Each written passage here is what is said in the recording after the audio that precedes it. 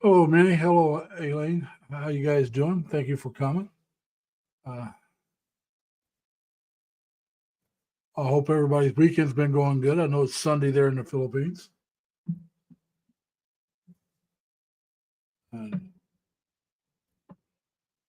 let me straighten this out.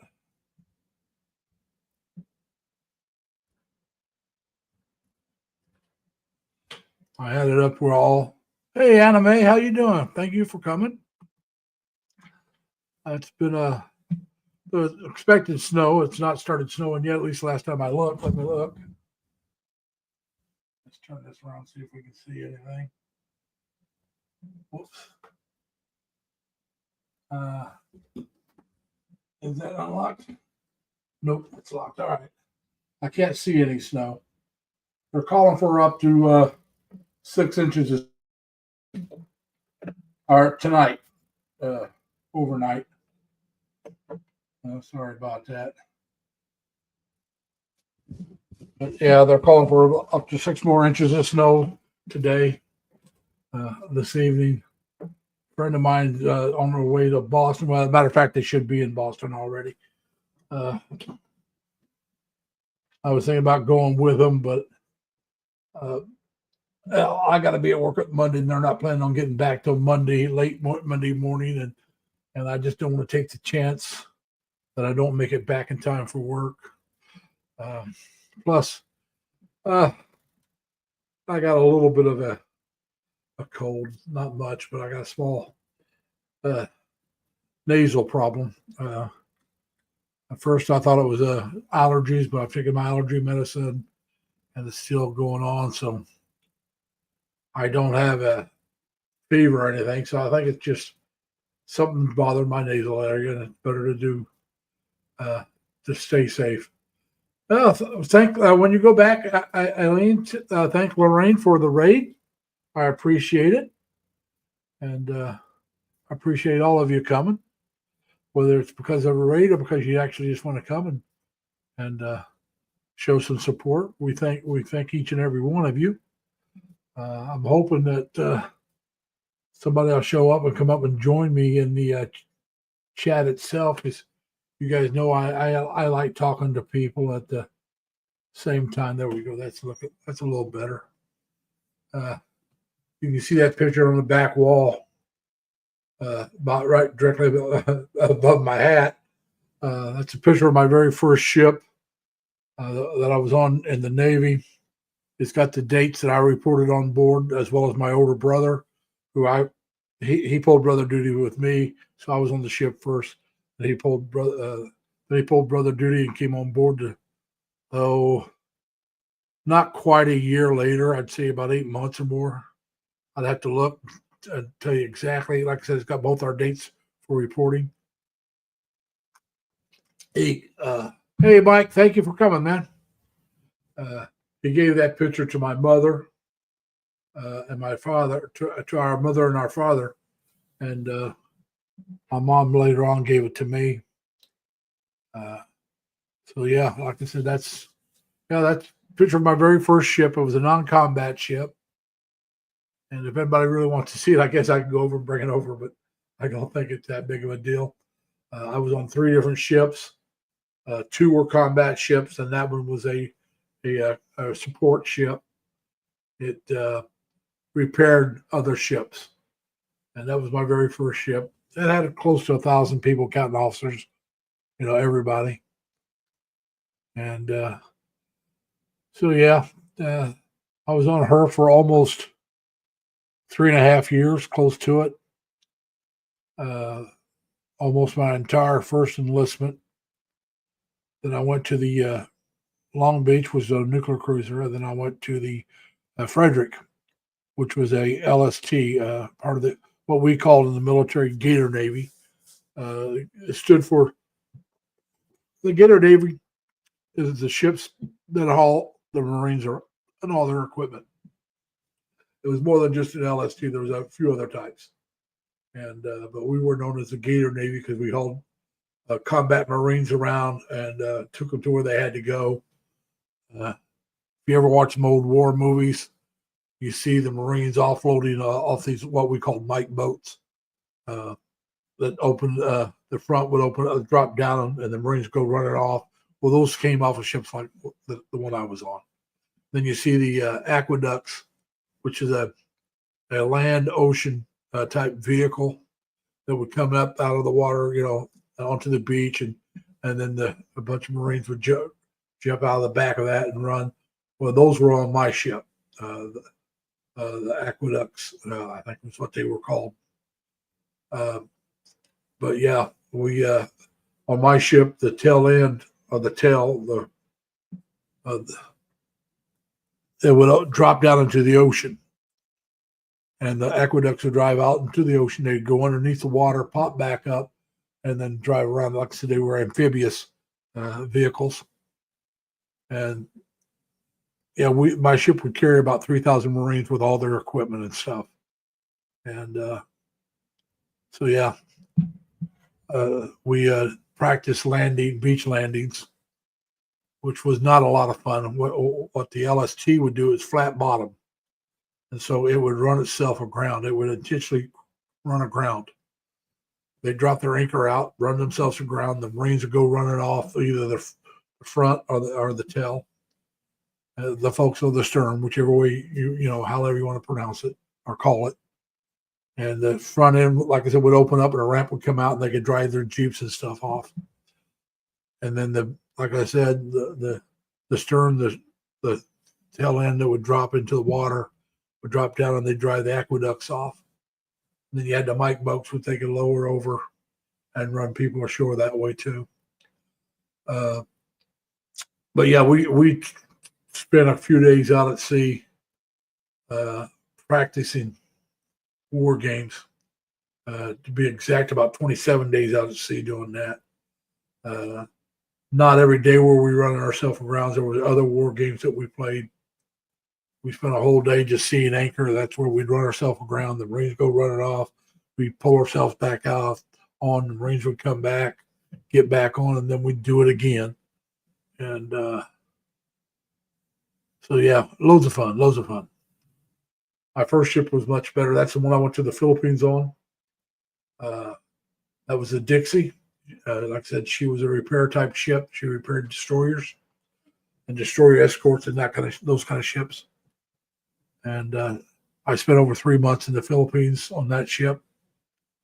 It's where I learned to skin dive or snorkel, if you want to call it that. It was in the Philippines. And I enjoyed that immensely. And once I go back to the Philippines, I want to try to take that back up a little bit. I had one time aspirations of learning to scuba dive. I don't know if I'll ever do that, but the skin dive or snorkel, however you want to call it, both terms are correct. I want to get back into that, doing that kind of stuff. I enjoyed it immensely. You swim along the top of the water and you watch the fish and whatever else. And if you see something interesting, you can dive down, take a look at it, go back up, clear your snorkel. That's why it's called snorkeling. It's called a snorkel. And you clear the snorkel, and then you can just keep breathing and swimming along the top of the water. The safest way to do it is have a life vest, inflatable life vest. You don't want to inflate it until you need it. And then, if you get in trouble, then you inflate the life vest and it keeps you afloat. So that's something I want to take back up when I go back to the Philippines. I tried it here in the States, but, to go in the rivers and the lakes, there's just really nothing to see. So I haven't done any skin diving in years. I did take a scuba class in college. That was back in the 80s.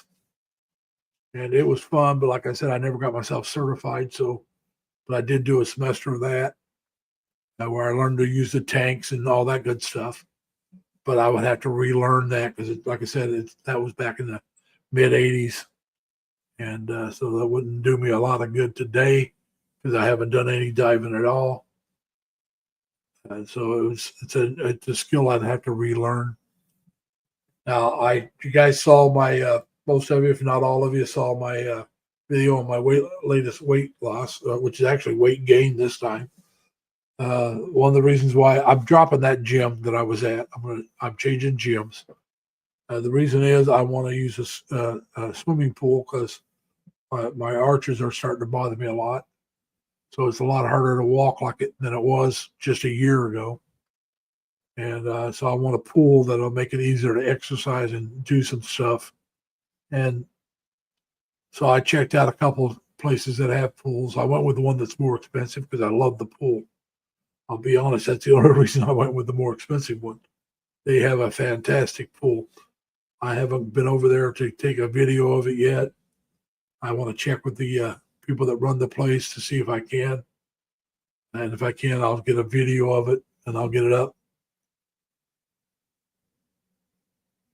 Yeah, like I said, and you can go dive in Negros as well. There's places to dive there. Uh, if like in Negros, they have diving tours that you can go to, and they'll take you to like 3 or 4 different places that you can go diving. You can also there's a lot of places to go diving in the Philippines. Ocean diving, there's a lot more to see. So anytime there's a beach, you can go out diving. You may not see the most fantastic stuff, but you'll see stuff that'll keep you interested. You got a lot better variety of fish in the ocean than you do in lakes or rivers. And a lot more variety of not just fish, but of other marine life. Like you said, the corals, the protective reefs. You've got, starfish. You don't have that in a lake or a river. There's a lot of different kinds of stuff to be looking at. Now, sea turtles. Like I said, if you want to off of Cebu Island, there's a place to go swimming with whale sharks. There's a thresher shark, but you'd have to be a scuba diver to go see the thresher sharks. They weighed it down too far for a snorkeler, which is what right now is the only thing I plan on being, is a skin diver or a snorkeler, whichever one you want to call it. I call it snorkeling. Some people call it skin diving. But yeah, that's something I really want to try to get back into. It's good exercise. It's easy on your joints. So even when you're older, it's a lot easier to do because you're not hurting your joints. So I want to get back in. I haven't been swimming in years, so I need to start doing that. I used to be a decent swimmer. I used to spend a lot of time in the water. I'm not talking about the ocean. I used to go swimming pools and lakes and stuff and swim a lot when I was younger. I used to have a monthly pass that I would buy during the summer every month. I would get a pass for the pool. So if I had a half an hour to an hour to go swimming, I was in the pool every day if I had that much time. And I enjoyed swimming. I always have, and I've always enjoyed walking.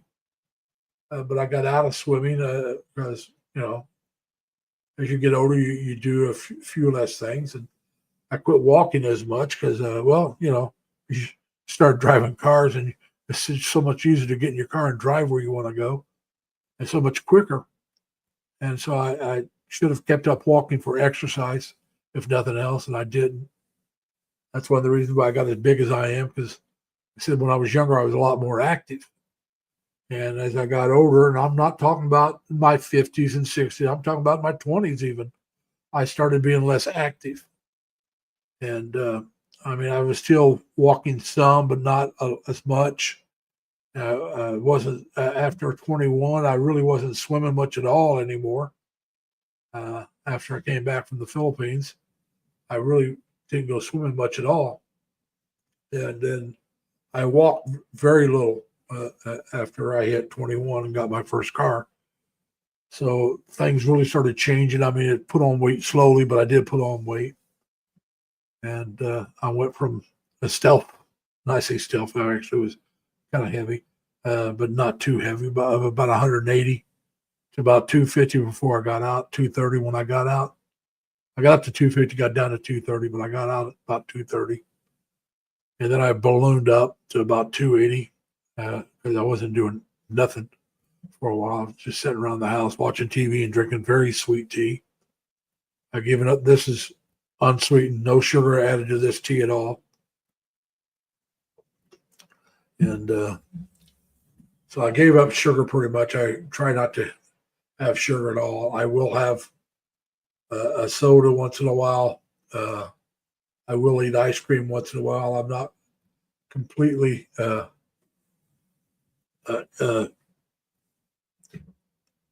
depriving myself of certain treats that I like, but I've cut way back. At least I try to cut way back. I have on the pop. I need to cut back farther on the ice cream. I really do like ice cream and pie, but I need to cut back on both those things. Ice cream more than pie because I really don't eat pie that often. So, these are things I got to try to do to get in better shape. I don't know how successful I will be before I go to the Philippines, but every pound I can lose before then is a step in the right direction. Like I said, I had got down to 285, and as I showed you, I was just about 304. And actually, if you change the way I was dressed to the way I was dressed when I was 285, I'd probably be a little closer to 300, probably about 302. I'd probably take maybe 4 pounds off. Because my boots are a lot heavier than my tennis shoes. I had my wallet in my pants pocket, which I normally don't. I had my keys in my pocket. So like I said, about 2-3 pounds easy could have took off. And yes, Mike, swimming with the sardines, I've seen videos on that. And that does look interesting. I mean, you're just all these small fish, huge. I mean, like millions of them, it looks like. Just a huge amount of them. It would be kind of interesting to see. Like I said, especially when you're snorkeling, you're not going to be scared of them. Hey, Lady Me, too. How you doing? Thank you for coming. But like I said, I'd love to see the sea turtles, too. So like I said, I can do this stuff as a snorkeler. And so I do want to get back into where I can swim again. My best style of swimming was underwater. I was very good at underwater swimming. And I mean, I could hold my breath, swim a long way, that kind of stuff. I could, a regular Olympic sized pool, I could do almost 2 full laps, 1 lap, or however you want to call it, down and back. I could do that on one breath. Come up, take another breath, and do it again. I was very good at it. Some people, there might have been people out there better, but not with the group I ran around with. When I took the swim test in the Navy, I was never real good, in my opinion anyway. I was never really good above water, regular Australian crawl, whatever you want to call it, the normal swimming. I was never real good at that. I could do it, but I was never real good. Like I said, in my opinion. So when they asked us to do the swim test, they had the strong swimmers go first. And I went with the moderate swimmers, not the weak. I went with the moderate because we were allowed to go and use any stroke we wanted to get around the pool within a certain time frame. Then we had a doggy paddle for so long. And the strong swimmers had to do the overhead, stroke, the Australian crawl or whatever you want to call it. And they had to do that, and I wasn't comfortable enough to do that with the strong swimmers. After I took the test, the instructor said I should have gone with the strong swimmers. That's the best of the moderate swimmers. I was the fastest, but like I said, I don't feel comfortable swimming on top. That's something I'll have to relearn. But I still know how to swim underwater. That'll never go away. That's just something that came natural to me. The thing I'll have to relearn with underwater swimming is how to hold my breath longer because it's been so long that I won't be able to hold as long as I used to. The one advantage I have now compared to then, in the Navy and YMCA, Jerry, I liked in the Navy and I liked YMCA because when I was in the Navy, there was a YMCA that had rooms for people. You had and this is in San Diego. They had the bay or dormitory, whatever they want to call it, where it's a big open bay with a lot of beds. and they were fairly cheap. And then they had the room where there's like 2 or 3 people that you can close the door and lock the door, which wasn't too expensive if you split between 2 people. It was a lot cheaper than a hotel, which I did. A friend of mine and I, when we were out together on the weekends, sometimes we'd get to go to the YCMA and stay there. We always got the private room. I would prefer to spend a little extra and have privacy and not have to worry about, because let's be honest about it, you didn't have lockers that you could really lock things up. So you never knew if somebody's going to rip off your money and stuff in those places. Well, if you could lock that room up with just the 2 of you, you knew your money was pretty safe because it was your buddy, And it was, for back then, it wasn't dirt cheap, but it wasn't cheap. I mean, it wasn't expensive. It was less than any normal hotel in San Diego, a lot less than the hotels in San Diego. Sometimes we'd get a regular hotel in San Diego because then you had a private shower too. But we didn't get the hotels too often. We didn't stay at the YMCA that much either, but we did do it. But I did like In the Navy and YMCA. Macho Man was all right too, but that would have been probably my 3rd favorite. With In the Navy, probably my favorite, then YMCA. But yeah, it was kind of interesting to see them perform on the inauguration. You can tell they had aged a little bit.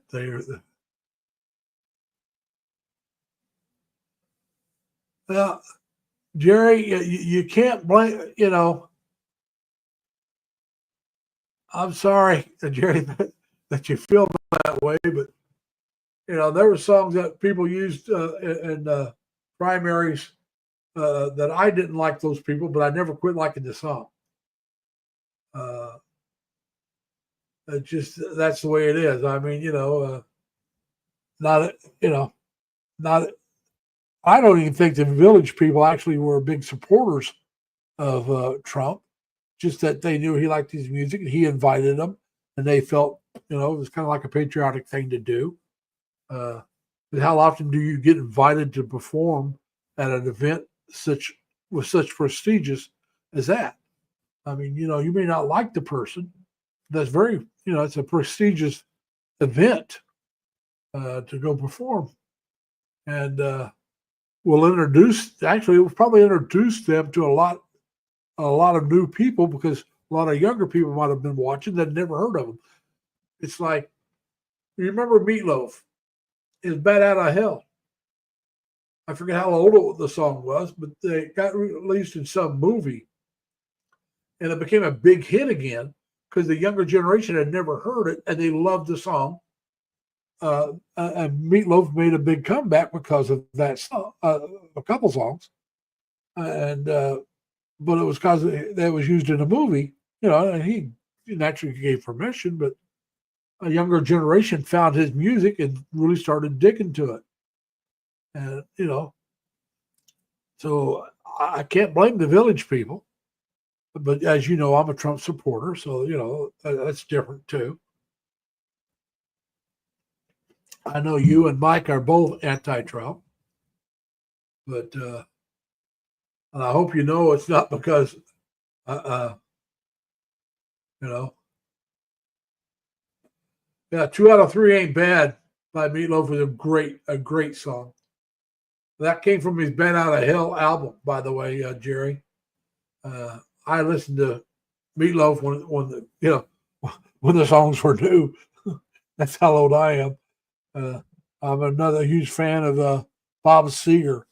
A lot of his songs give me that old time rock and roll. If you ever want to get me to go, just stop playing that old time rock and roll. But yeah, big fan of the Eagles. There's a lot of music from the 70s. But then again, like I said, that was my early teens and to late 20s. I turned in 1970. I turned 17, and so like late teen and to late 20s, and so you add 10 years to that. In the 70s, I turned 28 in the 70s. At the end of the 70s. So, it just, yeah.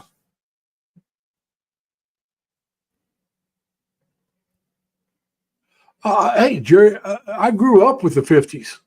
My oldest sister's 10 years older than me. I grew up with rock and roll. In 1956, my oldest sister was 13. I was 3. I grew up with rock and roll. So I love the Drifters and the Temptations and, Jerry Lee Lewis, that is. Elvis Presley, Roy Orbison, Tutti Frutti, Little Richard, Fats Dominoes. Hello, Emmeline. Thank you for coming. So yeah, I grew up with that music, man. And like I said, the Drifters, all those people. Chuck Berry, like I said, Fats Domino, Chubby Checker, Peppermint Twist, all that stuff I grew up with. So I've been listening to rock since, like I said, 56 when I first started coming out. If not 55, I'm trying to remember when it first came out. But like I said, I've been listening since I was 2 or 3 years old because of an older sister.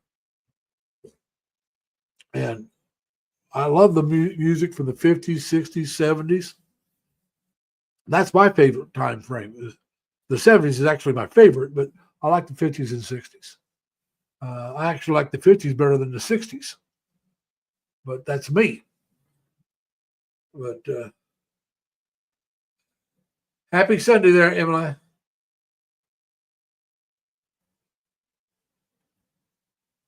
Yeah.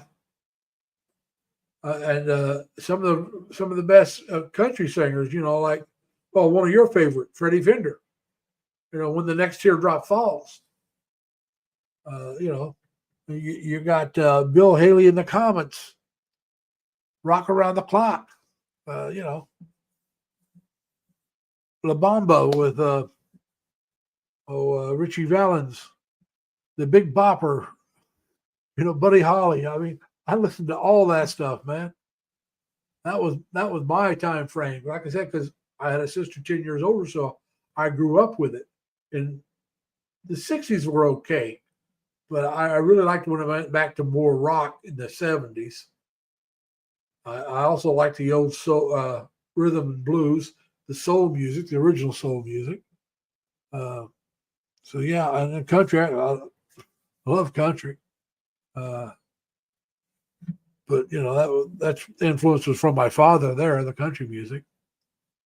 And also reading, I love to read. And that came from my father. My father would always be sitting around reading a book, reading a newspaper. He was always reading something. If he wasn't, I think most of the time he'd rather read than watch TV. Now he did like the westerns on TV. He'd watch the westerns, but he didn't watch a lot of other stuff. And so he read a lot. And he got me into reading westerns. And that was back in the 60s. I started reading western, Zen Grey, then Louis L'Amour, Luke Short, a few others. I can't remember all of them. Max Brand. I mean, I read all those guys back in the 60s and 70s. But yeah, like I said, it was, the music was a lot easier to understand, even though sometimes there was double meanings. Like She Blew My Rose and She Blew My Mind. She walked like a woman and talked like a man. There were some strange songs back then too. Lola. But yeah, like I said, the 70s, especially the early 70s, and I'm talking like 70 to 77, somewhere in there, was a great music. For me, it was, but that was of all genres. That was country, that was rock, that was soul. That all that music to me was really good. I listened to a lot of soul. I worked with a brother. We were both barbers, shared a barber shop. We worked side by side.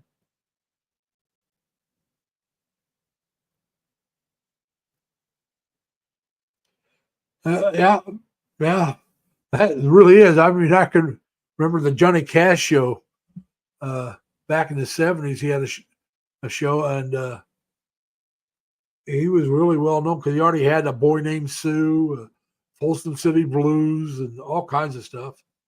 I want to say that was in the '70s, and but I remember that TV show, and he came out and announced that he had a son, and he didn't name him Sue. I can't remember his son's name, but he came out and mentioned that he had a son, and he said, "But I named him whatever," and mentioned what his son's name was. He also had the daughter. Trying to think of her name. She was a singer as well. The Rosanna Cash, I think it was Rosanna Cash, his daughter. I don't think I ever heard his son sing. Rosanna Cash. She was a pretty good singer.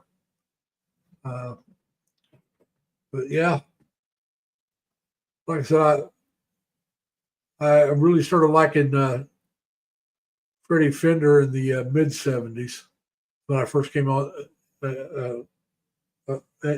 learning about Freddie.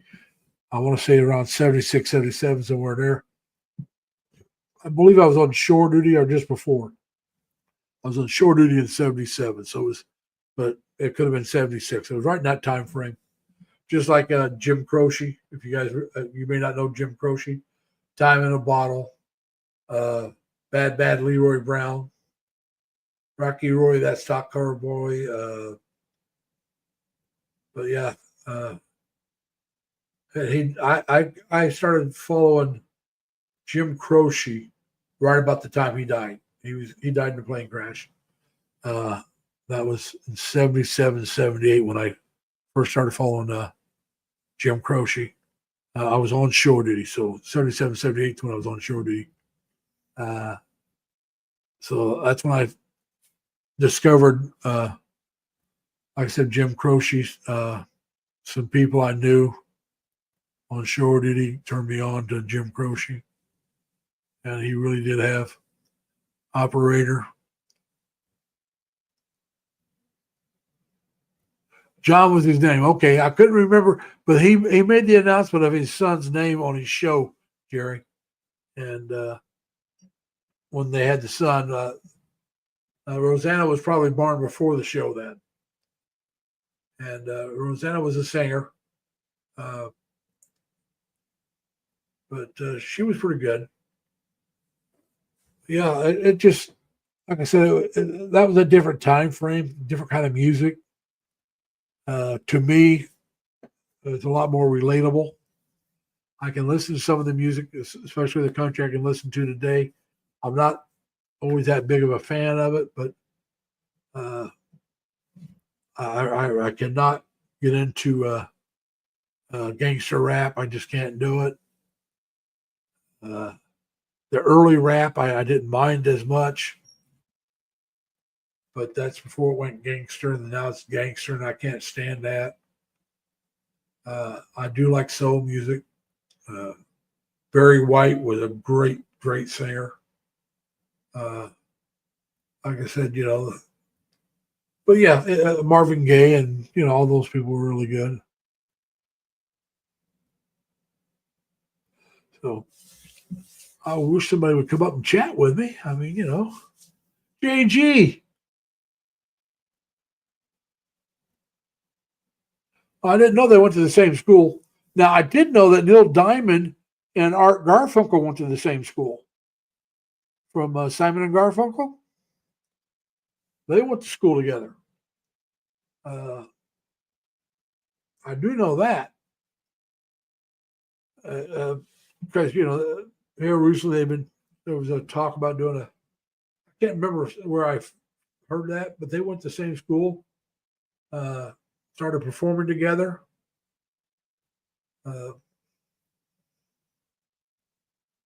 Okay, Paul Anka was from Ottawa. That's cool.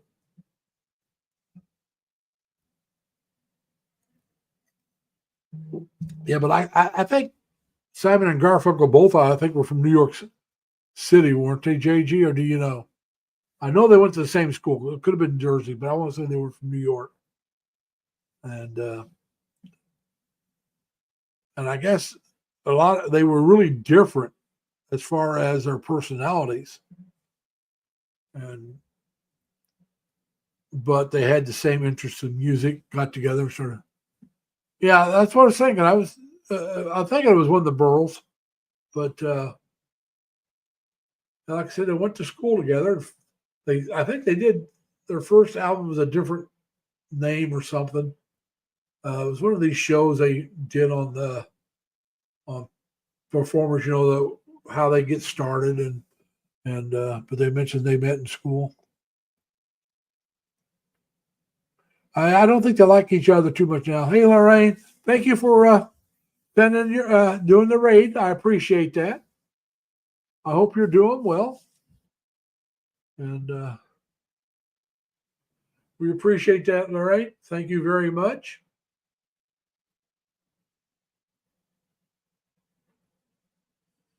Now, for those of you that don't know JGBK, he's down in New York City. He's got videos of the Philippines as well, where he's been there.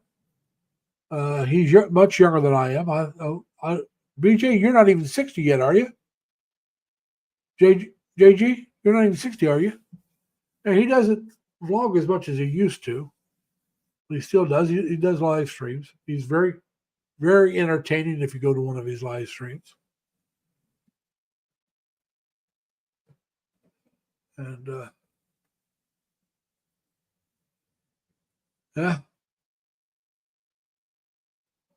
So I said, I was wondering. I didn't think you were. I knew you were a lot younger than I am. I didn't realize you were 20-some years younger than me. You'll be 50 this year. I'll be 72. So I'm old enough to be your daddy. But yeah, like I said, JG's a very industrious young man. And I say young because he is young to me. But he's buying houses and fixing them up, or he was. And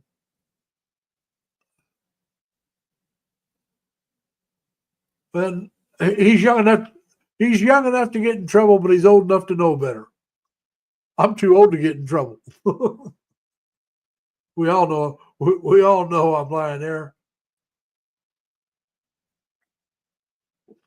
You're right, Mike. I'm not old enough to be your daddy.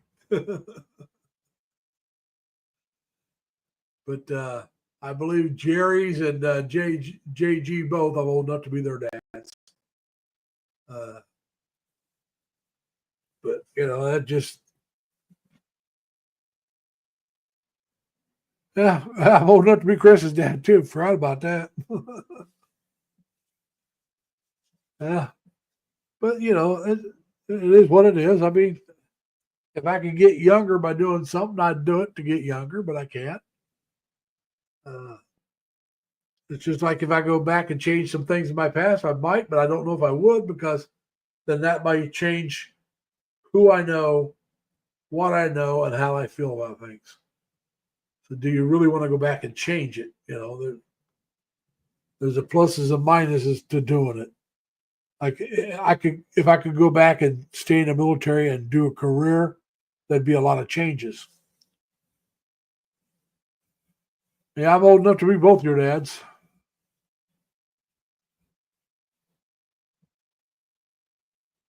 No, I don't drink apple cider vinegar. JG, right now I'm drinking. This is just tea, unsweetened. I'm trying to get back into a little bit better shape. Yeah, low roller. Yeah, low baller. Racer X. And then there was Smalley. Oh God, such a remember all the JLB haters? There was a lot of them. So yeah, and then we got Dan. When he comes in once in a while, but he was from the Chris as well.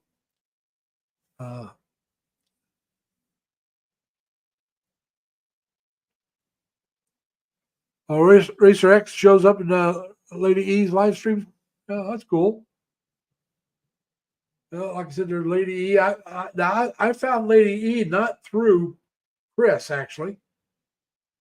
Lady E had a travel vlog she did. She was in Subic Bay area, and I think it was part of the old naval base she was at, and popped up in my YouTube recommended videos, and I watched it, so I started following her. I still check her out once in a while, but I'm more of the travel. When she wants to do travel stuff, I'm more into that than the garden stuff. But that's me. Oh yeah, there was a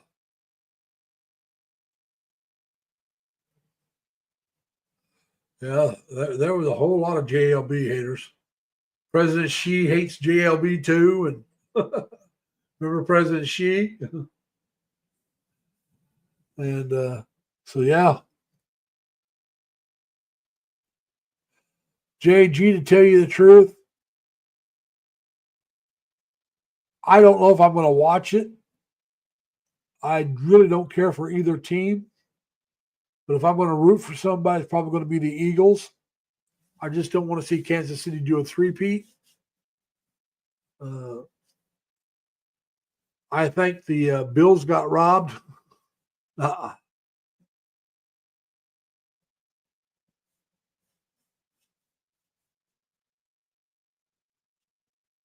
It just yeah.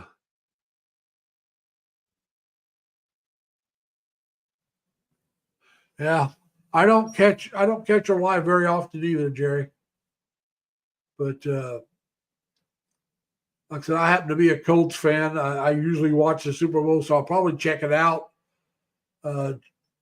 Knowing me, I will look at it. I just don't know how much I'm going to watch. I'm sorry, Mike, but he's going to be there.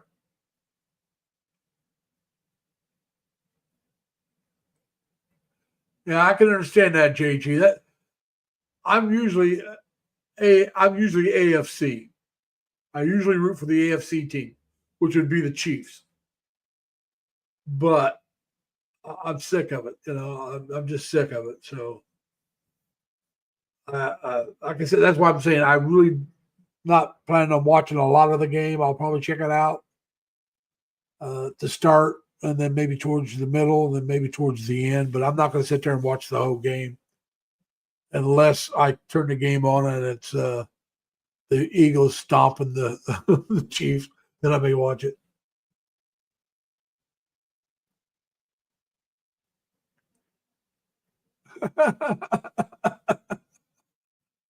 Well, Mike, I can understand you not wanting to watch any of it. Come on. You're probably what we call soccer. That's what you're probably a fan of. You probably don't care for American football. Like I said, I'm not going to watch much of it. Usually, I watch almost the whole game, but I don't plan on it this year. I don't know. I'll probably be busy cooking for next week's dinners for work. I'm going to fix a dinner that I think the Filipinos and Filipinos and the people in Hawaii will like. I'm going to take a can of Spam, cut it up small chunks, and take some an Asian melody of vegetables, and fry that up together, and then also use some rice. And that's true. You guys do have Canadian football. The rules are different, not extremely different, but they are different.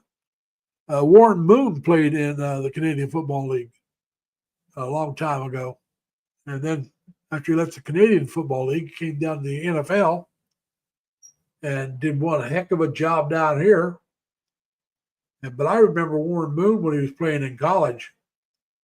If I remember right, he played in Washington State. Heck of a quarterback. I'm surprised he didn't get drafted.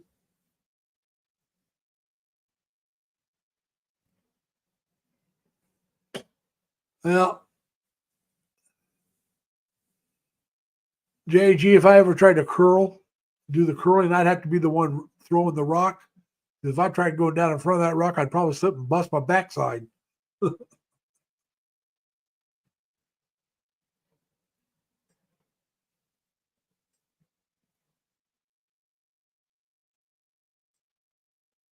Yeah, Jerry, I know it's called football. And Jerry, uh, do they say football and football? I mean, do they just pronounce the words different to differentiate? Because I know that down in your area, there's going to be a lot of either uh, Dallas Cowboy fans or Houston Texan fans. So, you're going to have people saying football as well. So, do they make sure to distinguish the way they pronounce the word if they're talking about, excuse me, Belgian football or football?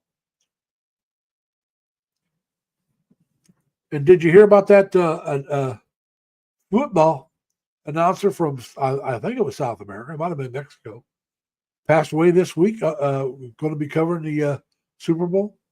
He wasn't that old either.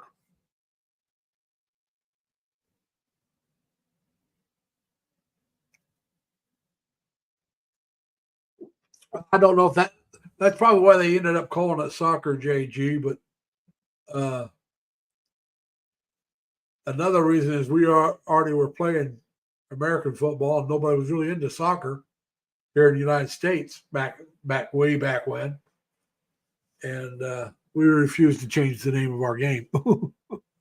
We are arrogant that way, because let's be honest about it, is what we call soccer, and everybody, the rest of the world calls football, is probably the most popular game in the world. I can't understand it. I really can't understand why it's so dang popular. I find it a very boring game. Maybe that's because I never played it and I don't understand the rules and all that good happy stuff. Hey, Jeline, how you doing? But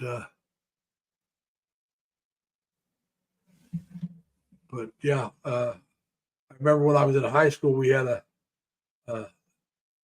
a sub, not sub, a student teacher for gym, and oh yeah, I know soccer's been around a lot longer than football. Like I know that. I'm just saying here in the States, it was not a good. Nobody played it. There was no soccer league here in the United States when I was growing up. None. No, there was no, there was no. Matter of fact, when I was growing up, hockey wasn't even hardly played around where I live. Nobody played hockey, and hockey is more popular in my area than soccer now. But soccer's starting to grow. It is starting to grow where I come from. It is picking up. But like I said, when I was growing up, I didn't know a single soul that played hockey or soccer. Nobody that I knew. And I'm talking about I lived in Indiana, Illinois. I had cousins in Iowa. Nobody played either one of those games. I did not know a single soul that played either one of those games when I was growing up in the 50s and 60s and 70s. Nobody played it. I'm going to put you on hold. I got a call about something.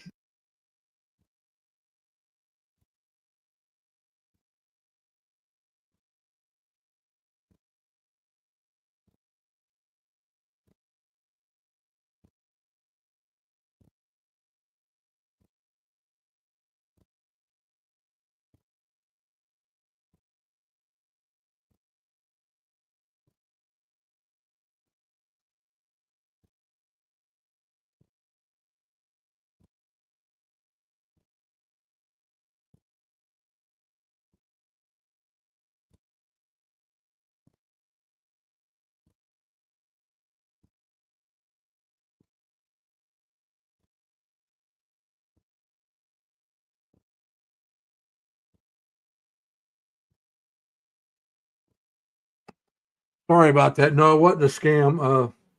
My friends that went to Boston, that was them calling to let me know they got there safe. Uh, that's all that was about. So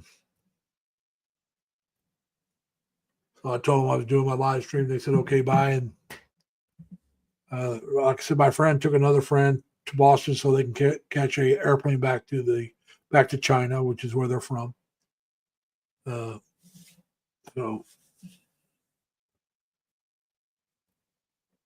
it's yeah. So basketball actually was based on a little bit on an Inca game. I think they used to take a head and shoot it at a rim, from my understanding. But it was a human head they played with, from my understanding. Now that could have been the game of soccer I'm thinking of. I could be different, but they used to play with the head of an enemy, and so yeah.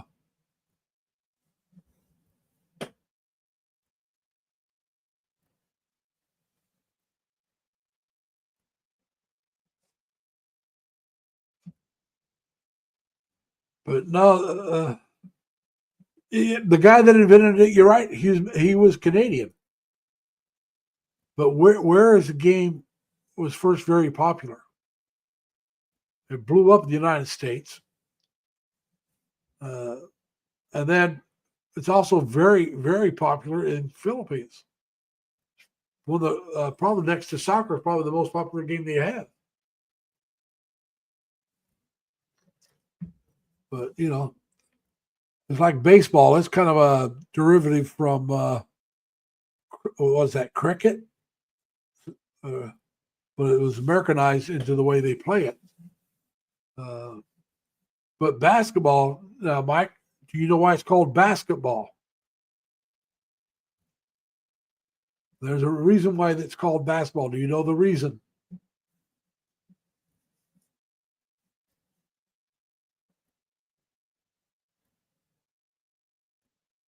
I don't know. Like I said, they may not play soccer in the Philippines. I don't know. I just know they love basketball. But like I said, do you know why basketball is called basketball? Yeah, use peach baskets. They originally started using peach baskets, and then they had to get up on a ladder, go up and get the ball back out. And then somebody, I don't know if it was Nesbitt himself or somebody else, thought, hey, let's just cut a hole in the bottom. So when the ball goes through, we don't have to climb up and down and get it back out. And the rules evolved because it was originally, Nesbitt came up with a game originally to keep the track and field players in shape during the winter. It was a way to give them some exercise and play a game and have fun and keep in shape between the seasons. So you had your, I don't probably even football players or soccer players back in those days in Canada, and your track and field guys and your baseball players in shape during the winter. And you're right, they used peach baskets, and then they, like I said, later on they went up and cut the hole out of the basket in the bottom, so they wouldn't have to climb up and down with a ladder to get the ball back out.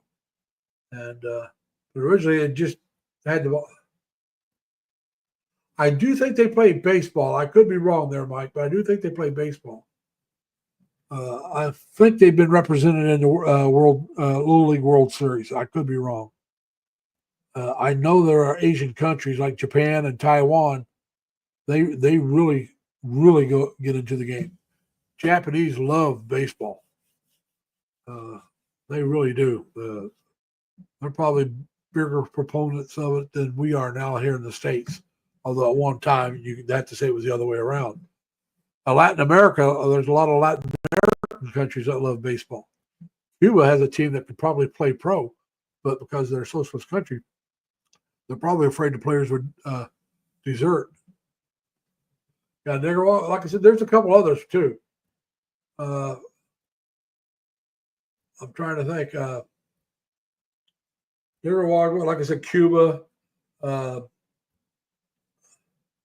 oh, Dominican Republic. The Dominican Republic really loves baseball. But yeah. Now, hey, I got a question for you and Jerry, Mike. I know you guys don't like Trump, but did you hear where he's wanting to take the tax breaks away from the millionaires who own sports teams and take their breaks away from them and charge taxes? That'll be a one way of raising some taxes, wouldn't it? That's what I've heard, that he's wanting to do away with their uh, favorite tax break system.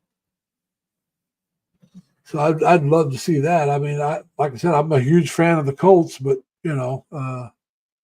those guys make billions. These are billionaire owners who make, after they pay the players, they still make millions in profit. Each team, they make millions. And the teams like the Cowboys make even more than the others. Because their TV revenue that they split evenly among the teams, almost supports everything that they spend. So now your tickets and all that stuff is profit. And I don't deny them that they could make a yeah. I can see hockey not catching on in the Philippines, man. I, it would be unlike in Canada during the winter. It would be a very expensive sport in the Philippines because you'd have to pay for ice time, and you know how few places have ice rinks. I mean, Cebu, I think, has one, but I doubt if Dumaguete does or any place near. You know, yeah, they all should pay taxes. I agree with you. Remember we're talking about George Soros, we're talking about Elon Musk, uh, Trump. Trump's not the richest, but you got Bill Gates, you got I'm trying to think of his name, Jeff Bezos, Amazon owner. Those guys should all pay. Should all pay. Yeah. Never played a game of hockey of any kind. Not a single game of hockey of any kind. Like I said, I played baseball, football, basketball, kickball. I even tried tennis, volleyball, badminton. If you really want to call it a sport, horseshoes, tetherball, but no hockey. No hockey, no soccer. Like I said, when I was growing up, never even heard of those games until I was in high school.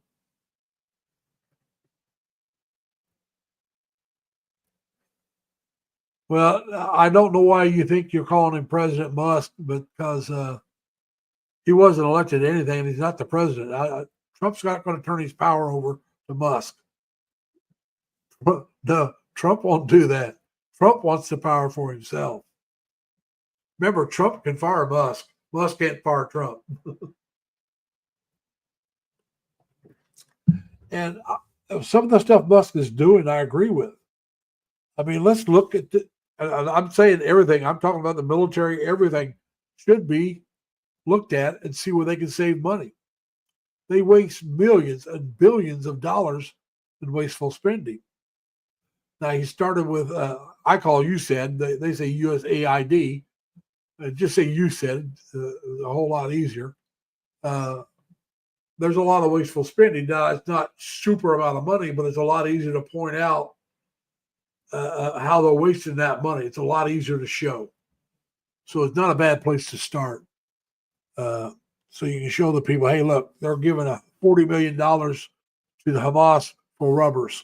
I mean, come on, condoms, $40 million worth. They don't need that. And there's other things they're giving money away, like they were giving money for transgender operations in countries that have not, what's that got to do with their, they're giving away a lot of money.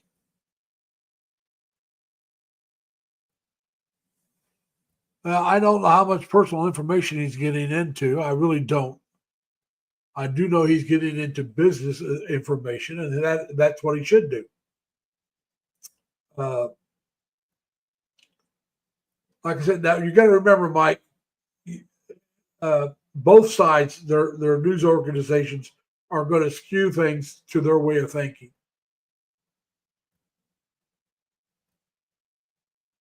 No, it wasn't proved to be fake news. I'm sorry. You're listening to CNN, aren't you? Go. And I'm not saying listen to Fox. Listen to some others. Listen to more than just the liberal news. There's Sky News. There's News Nation. There's News Action News Network. So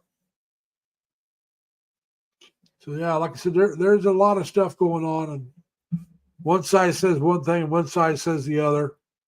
And like I said, both sides are lying to you. I believe are misleading you with what they're saying. Yeah, but I won't watch CNN or NBCN. They're both very very slanted towards the left, and so no, it's just not something I'm going to do. I don't trust them. I don't want. I try to get my news from a little bit more than one network because I don't watch any network news on TV. I watch YouTube little clippets. That may be wrong. No, they've not stopped it. They've like the buyouts. They did not stop that. They just extended how long it had to go. They because it was going to end one day, and they gave it another 3 or 4 days, and they had even more people sign up for it. By extending it, there's more people wanting to take that buyout. I agree with trying to stop Trump's birthright ban.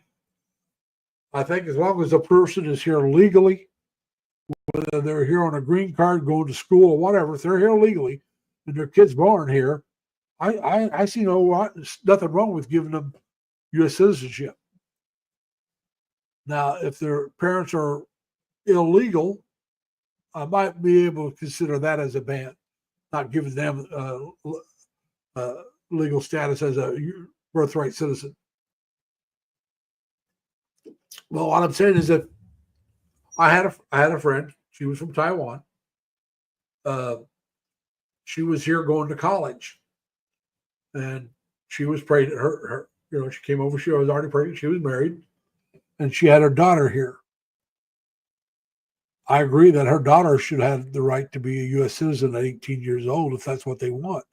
Now, my friend, she finished her college and went back to Taiwan, which is where she's from. That's where her husband was. All right. So, like I said, I agree with birthright citizenship as long as you're not breaking the law to get it. Now, they've been proven many years, especially for Mexico. They would come across, they had their child here in the States, and then go back across. So they had the U.S. citizenship, U.S. Birth certificate, which gave their, and like I said, I'm not really against that. But if you're going to ban it, that's what I'd say ban is the ones that are breaking the law to do it. All right. But I mean, if you come across, have a kid go back to Mexico, just so your kid will have a chance when they get 18 to have a better life, I'm not against that. I mean, I got lucky. My parents were born here, and I was born here. And my parents' parents were born here. And I can't say that on my mom's side about her parents being born here. They came over around the 1850s. Now, my grandfather was born in 1900. Okay. So his dad was born in probably the 1880s, 1860s. So his parents came from Germany. Right now, my dad's side of the family, I don't know when they came. I really don't. The last name Lee, I have no clue. I know they've been here a long time. I know also on my mother's side, her mother's side of the family, got here in the 1750s, 1760s, before the Revolution. She has a relative that fought in the Revolutionary War on her mother's side. Now, that's also the side that has Native American blood. My grandmother's maiden name, my mom's maiden name was Price. She was raised on her Indian reservation or Native American reservation, whatever you want to call it. All right, Jerry, you take care, man. Thanks for coming. Whatever you want to call it, Native American or Indian. It doesn't matter to me. I'm not registered as either one. I mean, come on, look at me. I look white. I'm not going to register as Native American.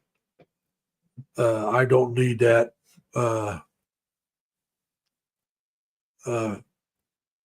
hand up. Never did need it. I know in some parts of the country, if people knew I was part Native American, they would have been held against me. I know that. So that's why I said I'm not against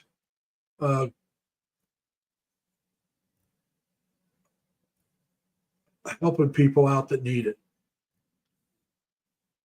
But I am against it if you help somebody else out at the expense of somebody else. So let's say I walk in and a Native American walks in, a black man walks in, and an Asian walks in. Now, the one thing I'm going to tell you, I'm not going to get the benefit, and I'm willing to bet the Asian guy won't get the benefit because they're considered very smart. That's what they look at. Oh, they limit Asians going to certain schools because too many are getting in, so they hold it against them being Asian. That's some of the Ivy League schools do that. I'm against that. I'm saying if you're entitled to go, you got the grades, you got the ability. I'm not against them giving you a hand up with money because, hey, you come from a poor family. You could be white, black, blue, green, or yellow. It doesn't matter if you're from a poor family. Give them a hand up. But don't come in and say, well, we're going to take this person who's not as qualified because he's whatever, and you're white, you have a lot of privilege. Or we're not going to take you because you're Asian, and you Asians get into all these, take up all these billets. So we need to get more blacks, Hispanic, and whatever else in because there's too many of you Asians in here. That's wrong. Like I said, and also that to me that hurts the minority person because people are going to look at them and say, well, did you really qualify or did you get a helping hand because of affirmative action? So in other words, did they just put you in here because affirmative action said we want more of this race or this nationality or this gender? So maybe you were highly qualified, but people are going to suspect that maybe you weren't because of affirmative action.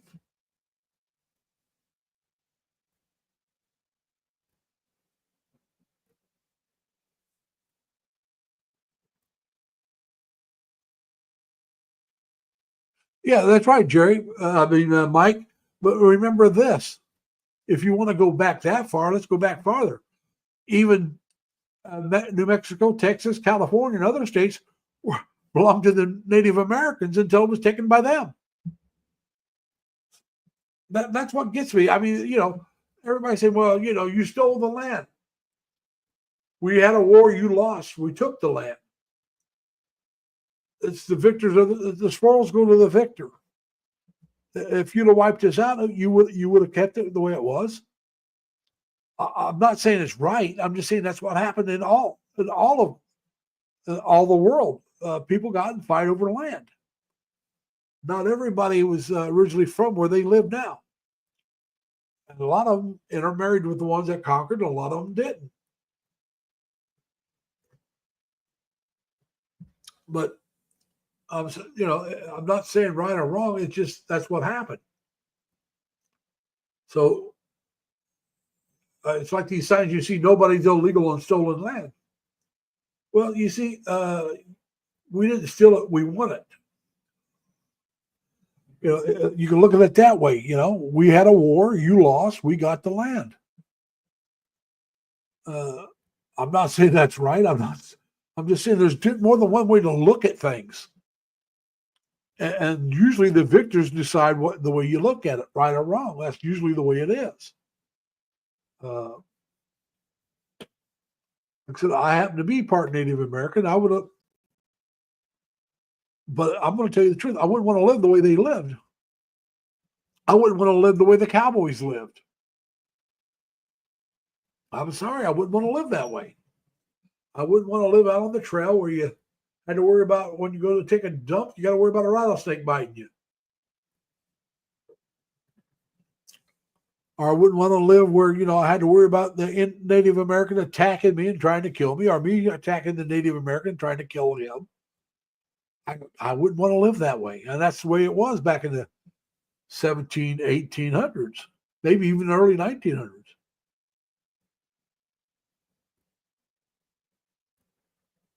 Yeah, but the other natives took it from the Inca, is what I'm saying. Everybody took it from the Incas aren't around anymore.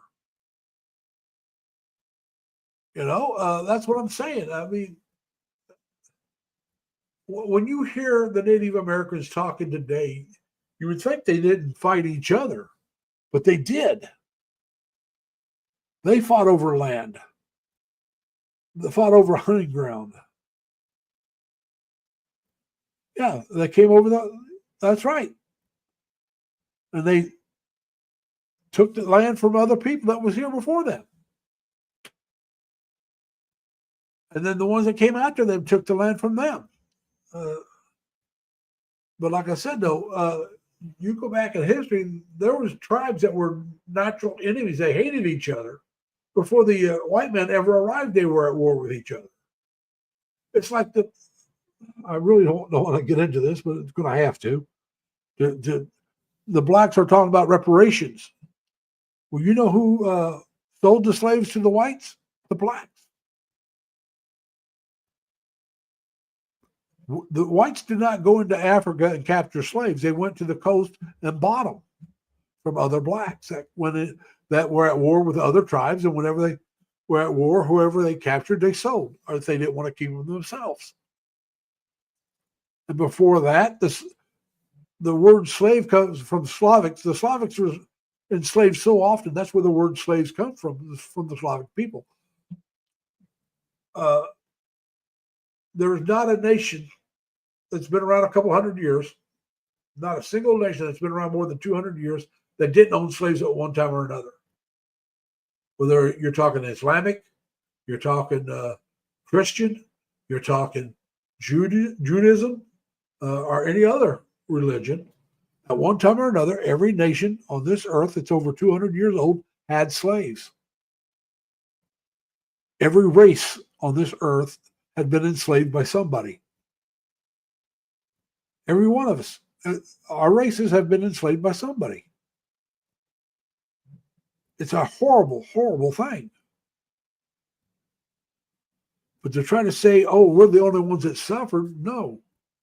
You're just probably the most recent that suffered, at least here in the United States. But did you know U.S. and England are the ones that helped put stop to slavery? They went and shut down the port where the slavers would go and buy the black slaves. England's one of the very first to outlaw slavery. The United States wasn't too far behind. The Islamic countries and in Africa themselves, they kept the slave trade going there long after everybody else quit.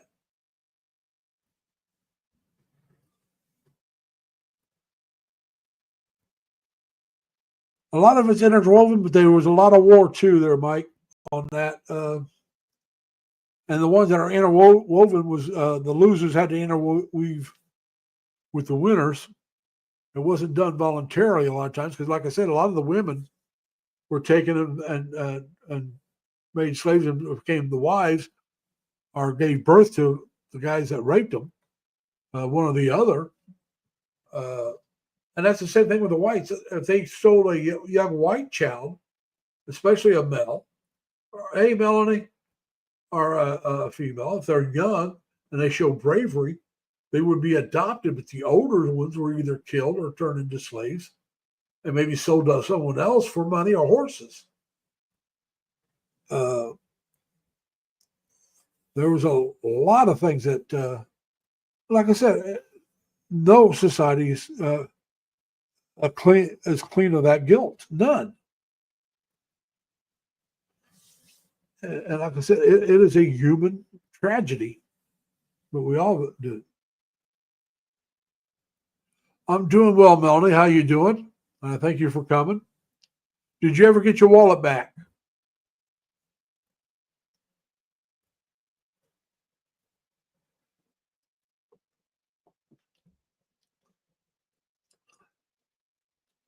Melanie, did you ever get your wallet back?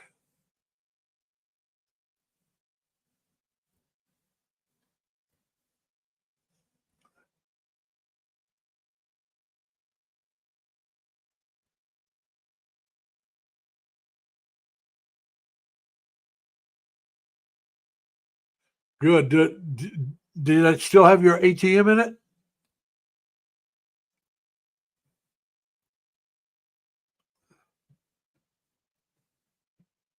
I'm so glad you was able to retrieve your wallet there, Melanie. I'm sorry you had to go through that.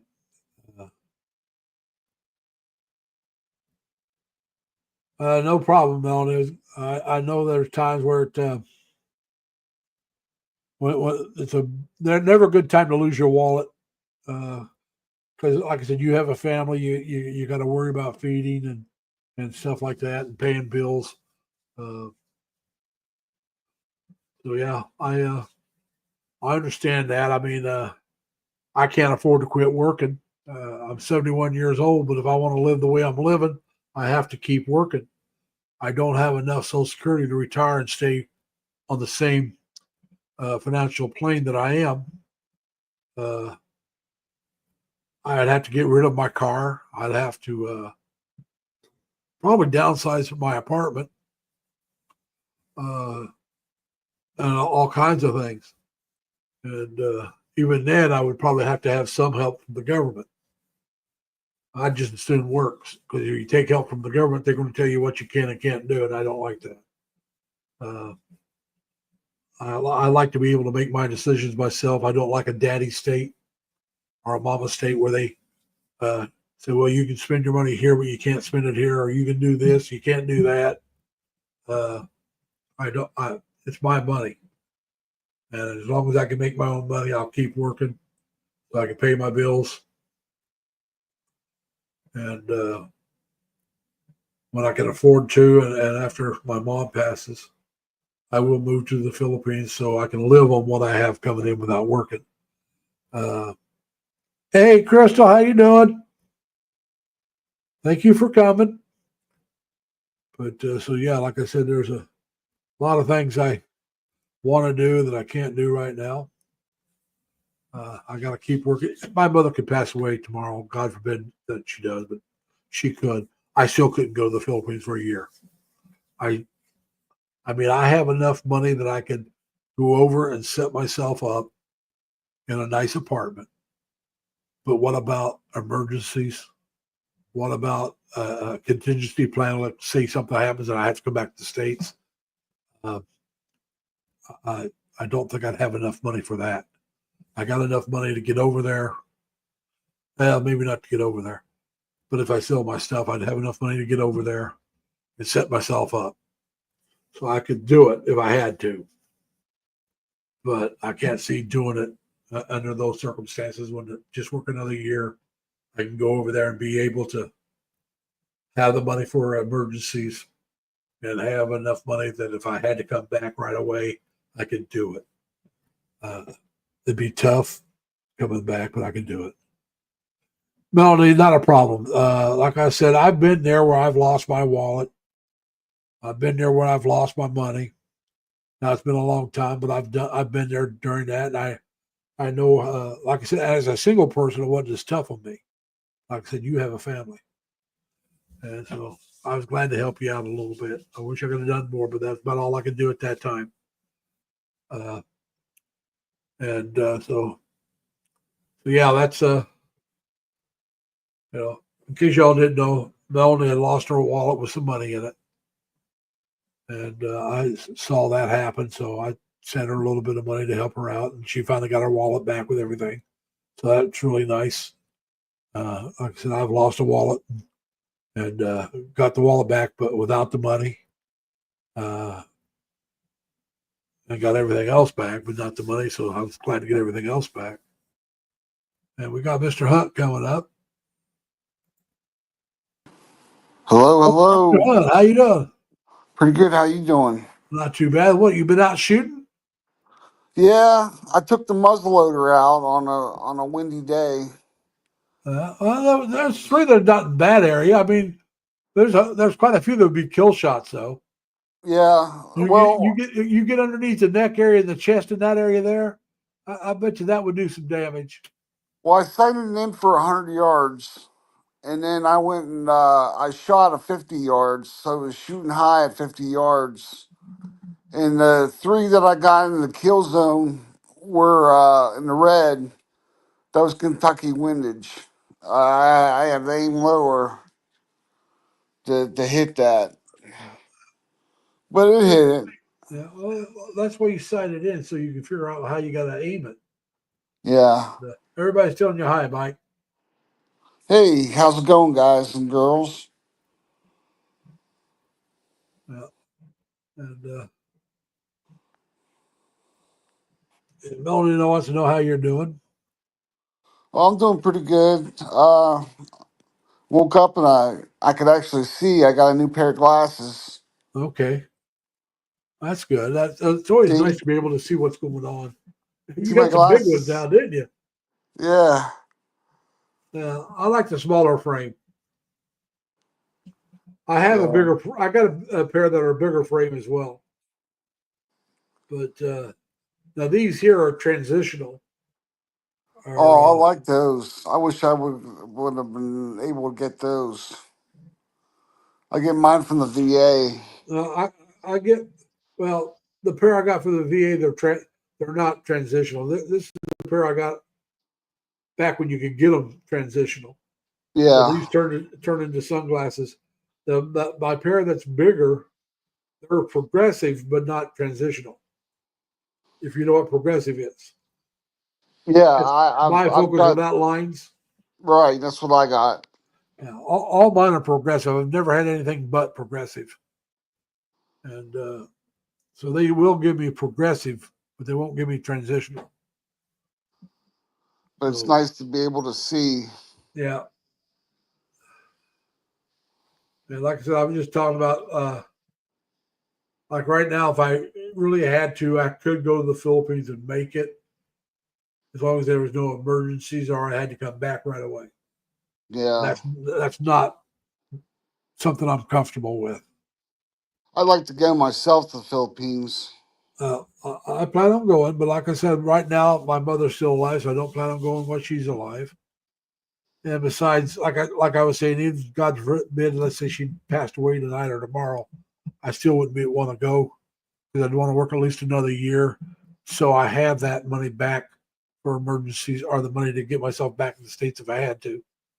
Uh, Yeah, I only need a little bit more than double what I got back right now, just a little more than double to feel comfortable. I would prefer more than that, but I won't go with less than that. right. I just would not. I would just be too nervous. Yeah, you need to get a plane ticket. You need to get a plane ticket. Yeah, and I mean I have credit cards. I could put it on the credit cards, but I prefer to have cash. Right? Uh, so right now, like I said, I have enough money. I could go over there, get an apartment, pay the first month, the deposit, and if they need like a 3 months total for the first month deposit and last month, some places want that. I could do that, and I'd have enough money that if I got it unfurnished, I could probably furnish it to where I'd be comfortable. Yeah, But then I'd be broke, or not broke, but the allotted funds for emergencies would be very very low, yeah, and I'm not comfortable with that. I want more than what I have right now saved back for emergencies. So I want more than double. yeah. I started What I got. looking into getting a Harley Davidson in Manila. Not happening. Not me. I don't want to spend that kind of money. Well, I'm still young, Yeah, and yeah, hey, I understand. I had a 750 when I was younger. I want to But trike. I I tell you, mean, if I was gonna buy a bike here in the States, and I God forbid I won't do it, uh, would be the Can-Am, oh yeah, the reverse track, the front, the two wheels are in the front. yeah, That's what I would get if I was going to buy another bike here in the States. But that's more money than I need to go to the Philippines. I feel safe and feel safe. yeah, Even buying a used one. You look at a 2019, they went anywhere, and I'm talking about the Spider, the Can-Am Spider, not the Riker, which is a one-seater. I'm talking about the two-seater, front and back riders. Those are anywhere from like $15,000 to $20,000. Depends on all the doodads and stuff they have on it. yeah. Radios and all sorts of Like I stuff. said, it depends on all what you have on it, and that's a 10-year-old one. You know, uh, Yeah, I see 2017. They want $19,000 for them. jeez, Yeah, and it's like, that's Harley money. yeah, that's a gold wing money. On the gold wing, which has got the radio and the saddlebags and all that good heated seats and a reverse. I don't know if you know that, Yeah. but a gold wing's got a reverse, man. Oh yeah, it's electric, but Yeah. it's a reverse for Yeah, sure. what you do is you put your bike in neutral. You use the starter and it backs it up. Now they've had that since what 2000, somewhere in there when they came up with the reverse for the Gold Wing. Oh, I think they had it longer than that even. It was somewhere around in the late 1990s. Actually, it was late 1990s to 2000 when they came Because up I with the think in reverse. '96, my buddy's dad had one, and he was riding it, and he showed me that. So I think around '96. I was thinking it was later than that, but I could be wrong. But Yeah, back then, my back then, a brand new bike around 19, that could have been 96. Yeah, before I moved out to New York. 96 is when I moved out to New York. So it could have been in the 96. But a stripped down version of a Gold Wing back in those days was 10 grand. yeah, Just enough doodads and stuff to call it a Gold Wing was 10 grand. And we're talking in the mid 90s. I mean, yeah. that's wild. Well, you used to go to Burger King and four people could eat for like $19, Oh and yeah, now it's there's like one person. one one person you got like $16. Yeah, yeah, yeah, close to it. If you're talking fries and the Whopper and a soda or a milkshake, Yeah. uh, you're looking almost. I like Five Guys. I like Burger King too, Oh yeah, Five Guys is awesome. but they're almost $20 for fries, bacon burger, and a soft drink or a milkshake. Now, granted, Yeah. their burgers are two burgers. It's not just one. So if you order just a bacon burger and don't tell them you want a single patty, you get two patties. That's their standard sandwich. So, but you can order it with just one patty. And then it saves you some money that way. And for people that are not big eaters, that's the way to go. But I happen to like the two patties. I get it with the grilled onions and mushrooms. Yeah. But I get the bacon burger just with the way it comes. Or Tomato bacon and mayo. too. I just get tomato and mayo. But And yeah, I put the A1 sauce on it. no, no, no, no, no, no. Don't run my. I used to work at a Bonanza, it's a steakhouse, and I tell everybody, don't put anything on there. You're ruining my steak. You had the A1 or the Worcestershire, Yeah. the what Lean was it, 50 pears. Heinz 57 steak sauce. Yeah.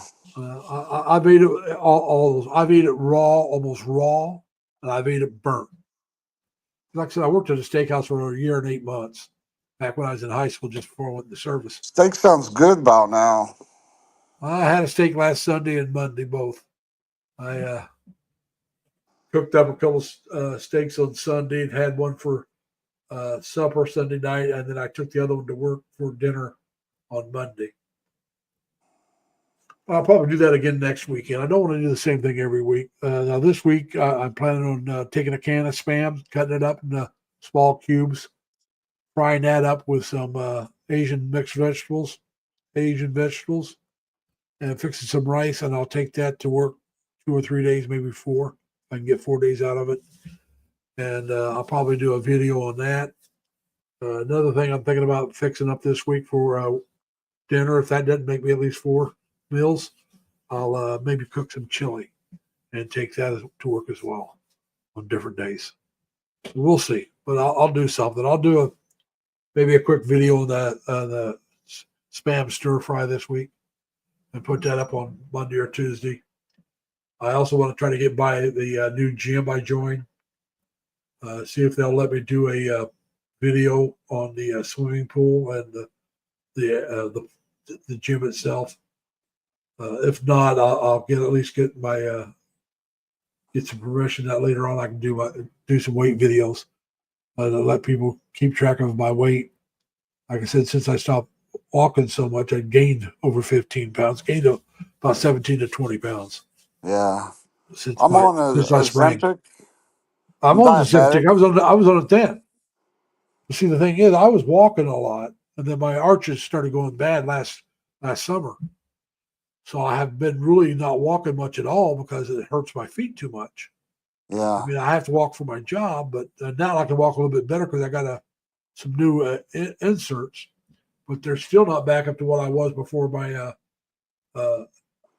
You should arches see if started you, bothering me. Hey, you should Melanie, see if you can get Melinda, how you some. doing, Melinda? You should see if you can get some shoes from the VA. Well, They do that. these insoles are from the VA. Oh yeah. Yeah, and they want me to try these for 3 months. It's only been a little over a month, and my feet have improved, but they're not back to where they were. And if they're not after 3 months, if my feet still aren't doing as well as hopefully as well as I like, I don't care what they think. I can get some that are formed to fit my feet, especially made just to fit my feet, and those are supposed to last about a year. And I Yeah. can They get those through replace them the VA. every year. Huh? They replace them every year with Yeah, me. yeah. So, like I said, but they're talking about the support itself, doing a foam fitting support. That they'll take a mold of my feet and make uh, the It's like support a to fit funny my feet exactly. styrofoam. Huh? It's like a styrofoam. They take and trace your foot with Uh, that. I'll find out. I mean, but hopefully, because like I said before my arches went bad, I was walking anywhere from 10 to 20,000 steps a day. Depends on if I went out and did a walking video, or if I was just doing my normal daily stuff because I'd go out and walk every day anyway. And I'd get about 10,000 steps or more in every day. And like I said, on the weekends, sometimes around 20. And so I was losing weight, or at least maintaining, for a while, then lose some more. Because you know how it is. You get adjusted. It takes a little while before you lose more. But I was not gaining weight. And then my arches started giving me a hard time. Then the foot doctor was telling me that it looks like my arches are falling. And so, especially my right foot, it's the worst one. And Yeah. I could even take 1,500 steps without my arch killing me. And like I said, I was doing over 10,000, and I couldn't even do 1,500 without my arch killing me. And so I was doing good if I got 5,000-6,000 steps in a day, and my arches would be killing me a lot. And so now I'm getting anywhere from 8 to 12,000 steps. My arches hurt, but not as bad as they did. But they start hurting around 2,000 steps, maybe a little over 2,000 to 3,000 steps. But they don't hurt as bad as they were before the 1,500 steps. Right. So I can get about double the steps, but it starts hurting, but just not quite as bad. So it is a lot better. And that might just be that I have to get adjusted to it. So that's why they said they want me to give it 3 months. Well, you got to Only been break about them a month. in. You got to And break them in, though. yeah. Well, we'll see. These are kinds that these are not foam fitted to my feet. These Mine they are so have cool. there. These they had there on site, but they're you can't buy them off the store shelves. Yeah, They're they're designed a custom little made different. orthotics. Yeah, I got that through Prothonic. You know what I'm saying? I had Yeah, to go to them to get orthotics. those, and because my foot size, they didn't have to trim because I got as wide as a foot as you can have. You can't buy shoes wider than what I got to wear unless you go to a specialty place. I have a hard time finding them. I wear like a 4E, you know, double extra wide, whatever you want to call it. Depends on, some places. And then the length is they make it in that length, so they got as wide, so they don't have to trim it down to narrow it down because I have a very wide foot and I wear a 10, so they don't have to trim it down to fit like a 9.5. They just bring it out, slide it in, and I was able to wear it. But so yeah, we're going through that right now. So we're trying to get that. And so, like I said, I had belonged to. Uh, oh, hang on a minute. Uh, well, right now the name's slipping my mind, but belong to this one gym that I've been going to quite a bit. And but I always used the treadmill, and once my feet started bothering me, I wasn't going as much. But I didn't drop the account. And Planet Fitness is the place I'm talking about. Oh yeah, it's a good place. And but because of my feet, I decided I wanted to find a gym with a pool. And there's the Y, which I thought about, but it's farther away, and I wanted to, I didn't want the Y. I just I wanted something closer to where I either worked or live. Now the one that's closest to where where I live, is the cheapest, Well, but that's good. it's not much of a pool. And the one I went to, the one I decided to join is the most expensive, but they got a gorgeous pool.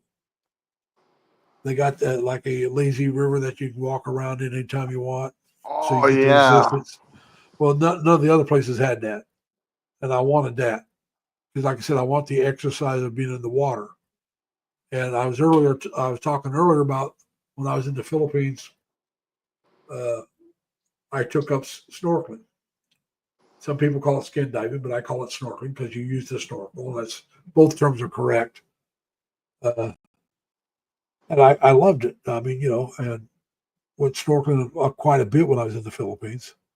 Did a little bit after I got out, but going into the lake or the river just isn't the same as the ocean. Maybe if I learned in that environment, I probably would have enjoyed it more, but I really didn't enjoy it. So I quit doing it.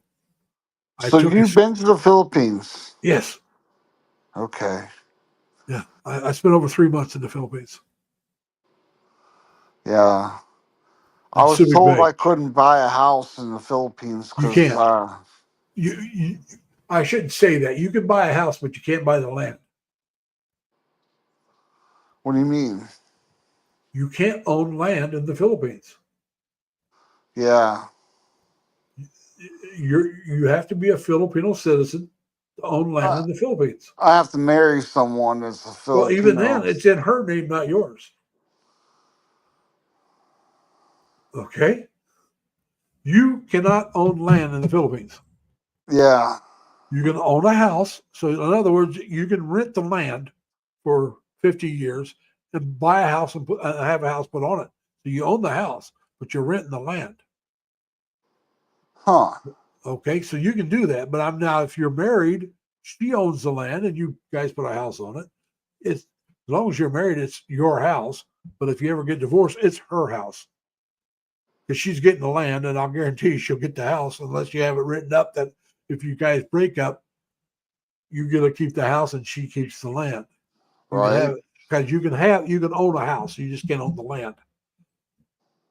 I think in gated communities, you might be able to own a house in a gated community, but you're not owning the land. But the land's part of your lease. Because in a gated community, you have a lease that you pay, like or a townhouse or condo. yeah. Well, you can own a condo.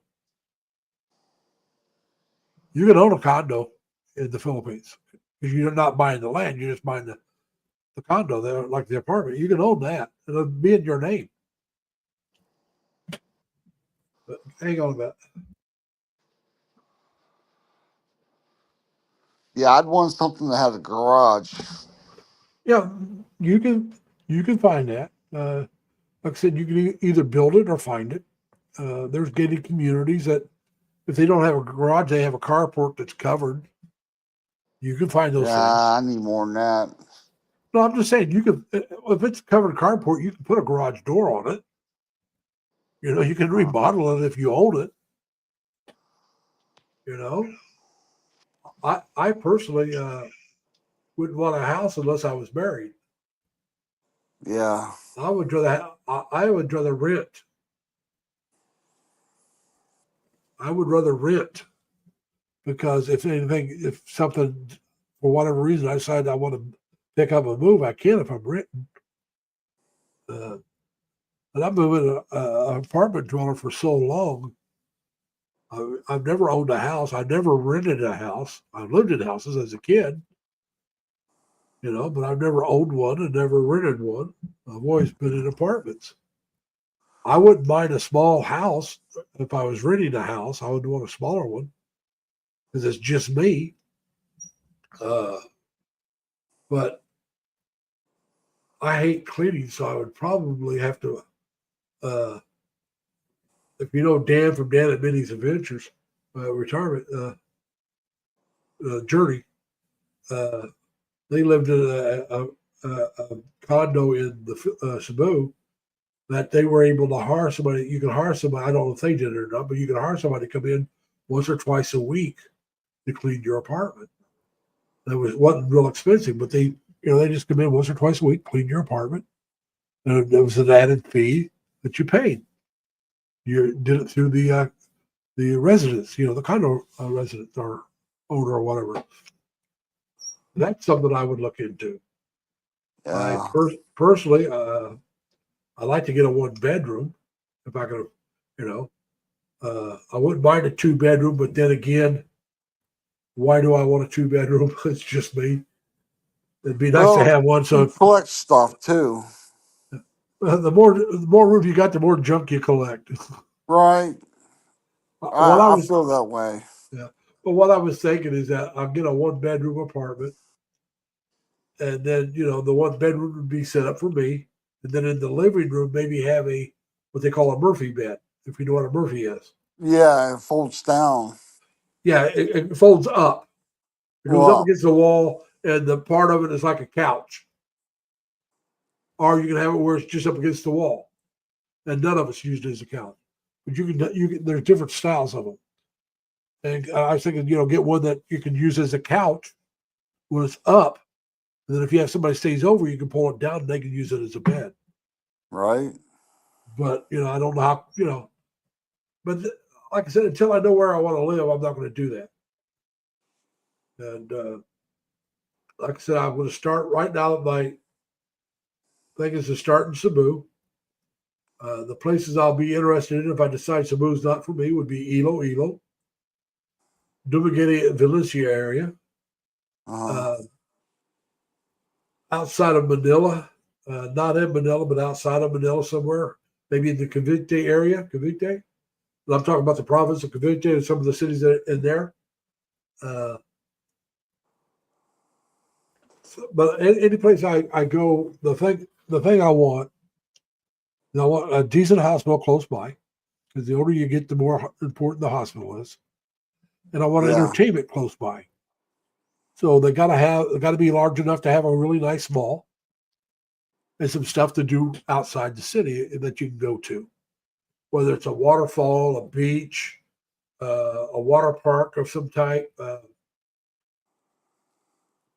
something there that you is a can VA do. hospital there.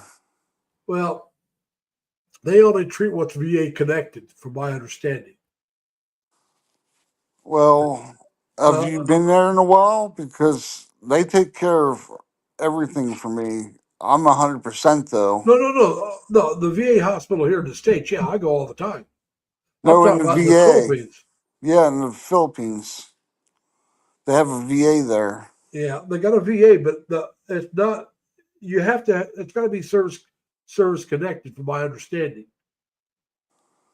Okay. Now it used to be a full fledged hospital, and the veterans could go, but they've cut back on the staff, from my understanding, and so now they help out if it's VA connected. Now when you first get there, they'll help you out, but after the first month or two, then it's like if it's VA connected, no problem. If it's not, then you're gonna now.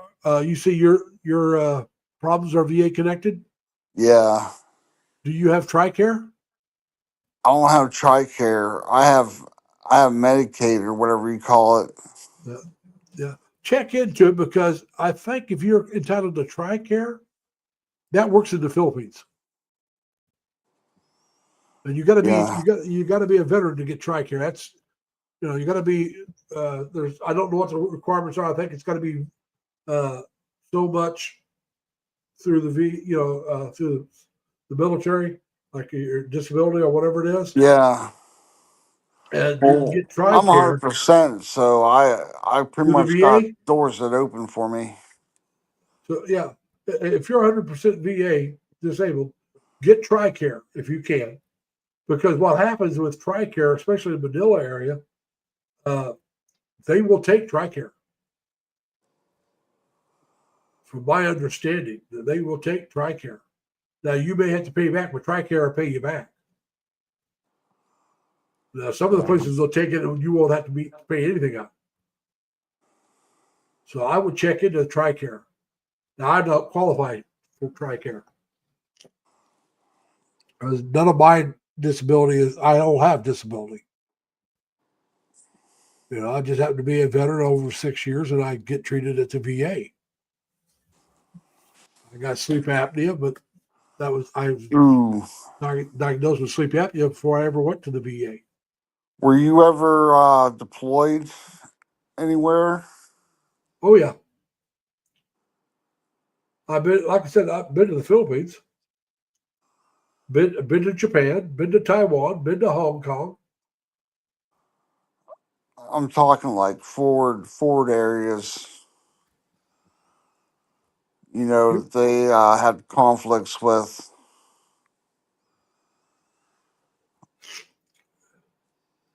because they said there's a link between PTSD and sleep apnea as well. It's not just a weight thing. They people say it's because your weight, but I was told that PTSD was from the sleep apnea was from PTSD as well. well, there's a lot of different things that can cause sleep apnea. Weight is one of them. I happen to fit the category that most likely to have sleep apnea, which is a white overweight male. Believe it or not, we're the most common to get sleep apnea. Uh, but you don't have to be overweight, and you don't have to be white, and you don't have to be male. Uh, but I have a sister who has sleep apnea. Now she is overweight and white, but she's female. I got another sister I think has it, but she won't get diagnosed. Uh, and my other two sisters I don't believe have it. I have four sisters. Uh, Oh wow, four sisters. yeah, Where'd you come in the pack? I had three older sisters, an older brother, a younger brother, and a younger sister. But both my brothers have passed away. Oh, So there was a miscarriage between myself and my younger brother. So I would have been the middle child. But like I said, there was a miscarriage with one other child that was between me and my younger brother. We're 5 years apart. And so, yeah, I come from a large family.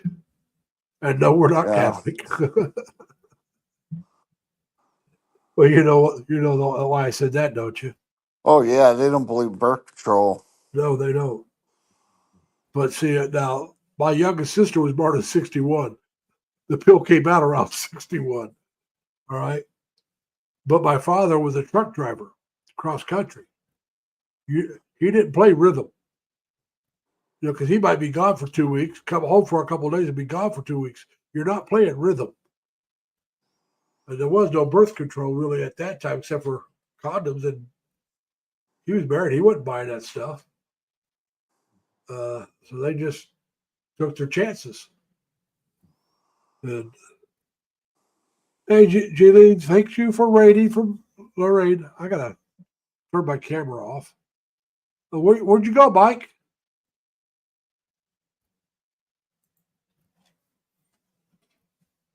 Mike, where'd you go? I'm gonna have to end it pretty soon, I think.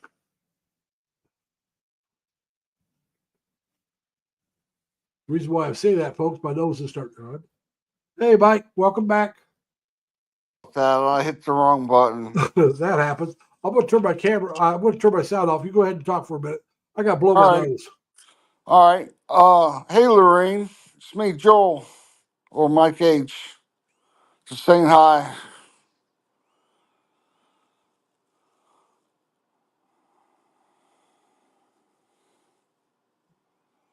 No, like I said, my nose started running. I had to take a break there for a minute. Yeah, I know how that is. I got allergies pretty bad. Yeah, well, I do too. I started having trouble with allergies in the middle of the winter years ago. That's when it really started bothering me. Like in January, about 20 some years ago. Never really had. If I did, it was like a week or two in the summer. I'd always get a cold, so that might have been allergies. But that was only for a week or two every summer. The rest of the time, I had no trouble. And then about 2003, 4, or 5, somewhere in there, I started having trouble with in the winter time, and then in August. So I take my allergy medicine, but sometimes it's not enough. I'll have to take some decongestion here in a little bit. Well, our dog, he's got allergies. He's not allowed to eat beef, chicken, grain, soy, dairy. Oh wow! I have no food allergies that I know of. Mine's strictly, I don't know, dust, uh, pollen, that kind of stuff, I guess. But He's gotten some relief being that it's wintertime. I don't. And he's got a shot. He's got a it's called a side shot. Yeah, And it's very expensive. It's like $125 for every 2 months. that's not cheap. But it keeps him happy. He's such a Uh, good dog. yeah, that's good. I'd like Now, how to. old is he? He's not He's that old, is not. he? No, he's like 9 or 10 months old. Okay. Now, you could take your dog with you, but you have to uh, Senflex. I can't remember how to pronounce his name. There's a couple of people that taking pets with them, and you have to figure out how how you can do it. You got to start getting everything up to date before you go a couple months, Yeah. and then you can have them transferred over. They have to have them quarantined. Uh, like I said, that's something you have to look into. It's not something I have to worry about because I don't have a pet, and I'm not going to buy one because I would have to take it with me.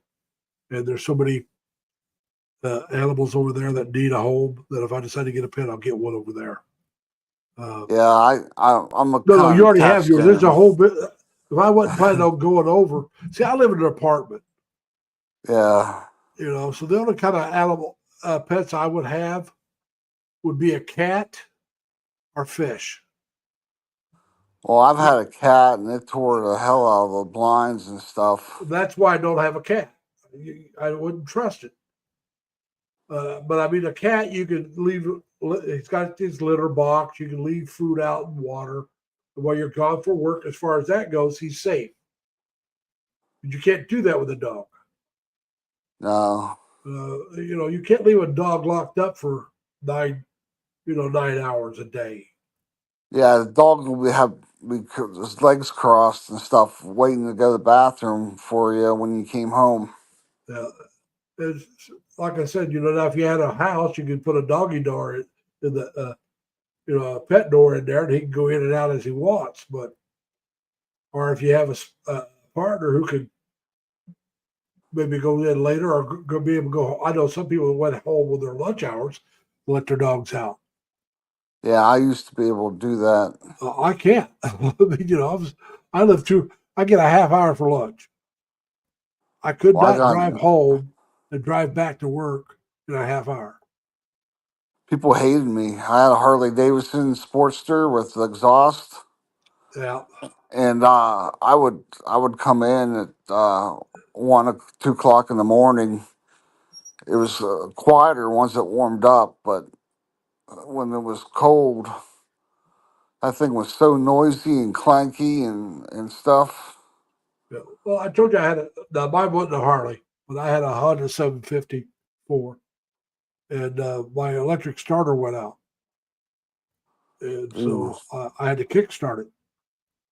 And I could ride my bike from March through uh, November. All right. And I totaled my car, what was it, January or February that year.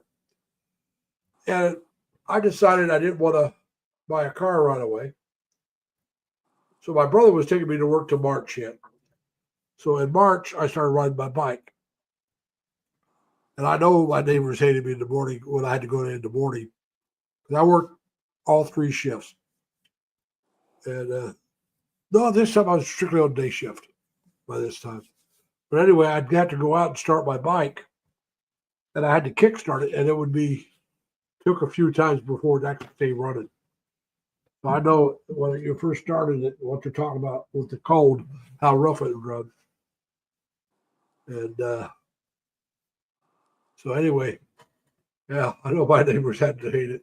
They go out there and Yeah, say, and then I had it was fuel take about 3 injected. kicks, to really get it going. Mine was fuel injected and it had a fast idle when it was cold. Yeah. Made it even worse. Well, like I said, mine was a 74, 754 Honda. And it was called a 754. Notice the pause. Because on the tank it said 750, then FOUR. The 4 stood for 4-cylinder. It was one of the first 4-cylinders Honda made. They made it for like 3 years, and then they just started calling it the CB750. And I Yeah, want to say it was like 74, 75, 76, or it could have been 73, 74, 75. I want to say 74 was the first year, and that's what I had. It was an older bike. I had it in the 80s, and I rode it for quite a while. I had a wreck on that bike, cut my chest from here to about here. Uh, and so I had to get the bike fixed, the hospital bill, all that was covered by. I paid $15. Insurance covered everything else. My medicine for that wreck was $50. So I paid for the medicine. They paid for everything else. They paid to fix my bike back up. All that good happen. They paid for the ambulance to get me to the hospital bill, all that good happy stuff. Guess what happened the next year? what? My insurance went down. Seriously? Oh, seriously. The reason for that is I had my younger brother, who's 5 years younger than me, listed on my bike as a rider, so he could ride anytime he wanted. He was fully covered. Well, that next year, his age hit the bracket where his part of the insurance dropped enough to offset the wreck and save me $10 a month. All because he hit that next age group, you know.